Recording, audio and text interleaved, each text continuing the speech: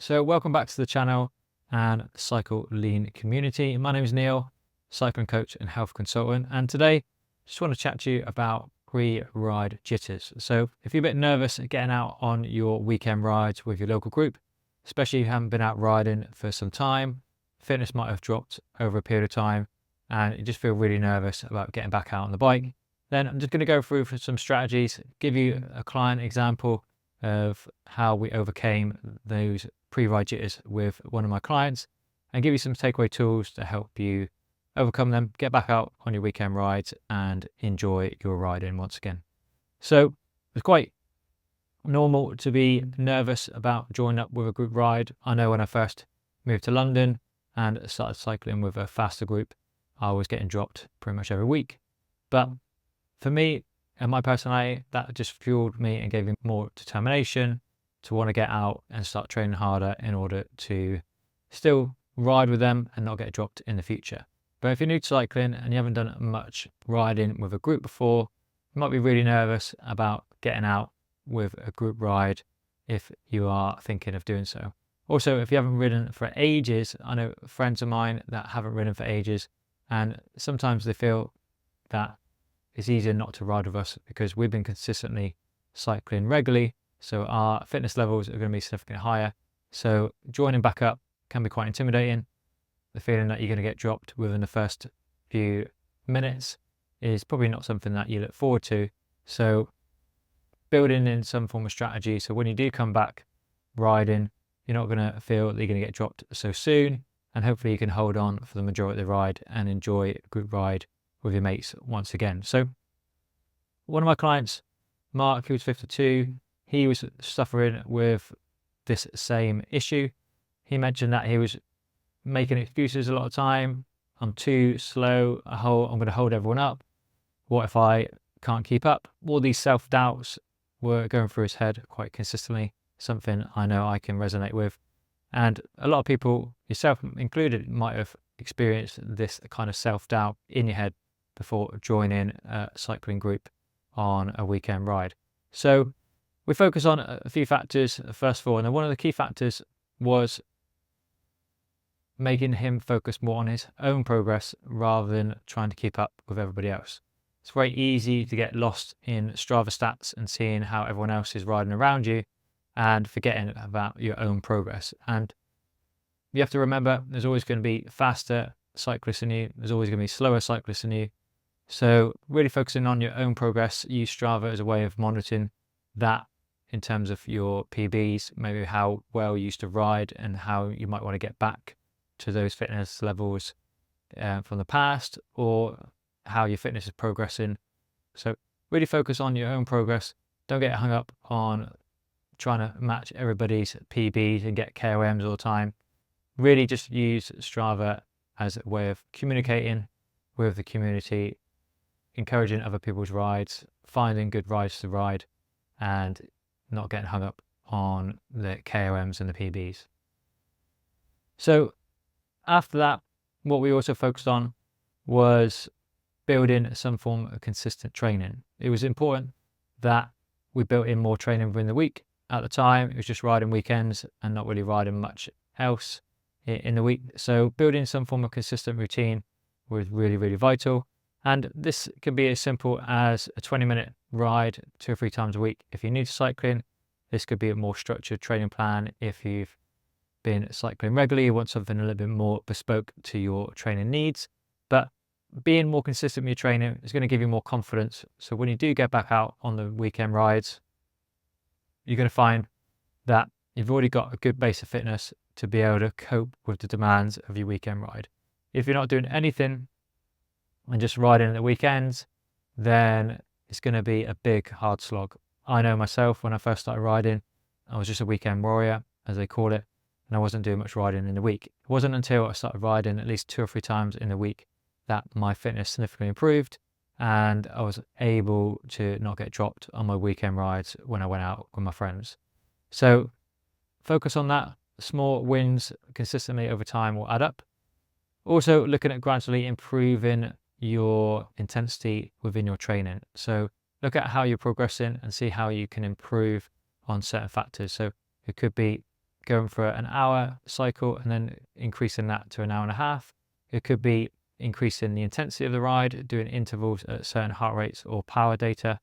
If you're familiar with using power, then increasing the intensity of your sessions will help to slowly improve your fitness as well. So it's great that you're getting out regularly from the first point, but it's also important to increase the length and the difficulty of your sessions to see progression in your fitness and not plateau. And then also track your progress. So you can use Strava to monitor your progress now. Pretty much got all the data on there that you need if you're a premium subscriber. So tracking your power numbers, your heart rate, and see how you're progressing throughout your training program. And also, if you're just going out riding on your own, you might have a route that you could do quite regularly, and to see what your PB is if you're doing a similar route on a regular basis. I know back home in Devon, when I visit, I've got a regular route that I like to do quite often, and every time I do so, I like to compare the rides that I've done from previous years and see how I've improved from when I first started riding up to now. So it's a nice way of just seeing how your fitness is going and how you're progressing. And that also gives you confidence and more motivation to start seeing more motivation once we become and start seeing progress. So it's a really great way of helping to self-motivate yourself and keep you on track towards your goals. Another factor that we really focused on with my client as well was the importance of nutrition and pacing. So a lot of amateur cyclists, especially 40 and above, might have come from an era where we didn't really eat much when we're out riding. I know when I first started cycling, I'd probably just take an electrolyte tab and some water and some orange squash, maybe have a banana, but I wouldn't really eat much on the bike at all. And my pace at the time was definitely affected by my ability to cycle fast, but probably the key factors was my ability to fuel. I didn't really fuel very well. The only times I did fuel well was when I did an Ironman and I was really conscious of my nutrition. But anytime I went for a training ride, all of that went out the window and I was just on water and orange squash. So it's no surprise that if you come from an era where fueling wasn't so paramount, then you're probably not going to prioritize it as much. And you just changing your mindset about eating more on the bike is something that you have to get used to. But it's really key that fueling well really does make you a stronger and better cyclist. There's a lot of talk out there about fasted rides to help you lose weight.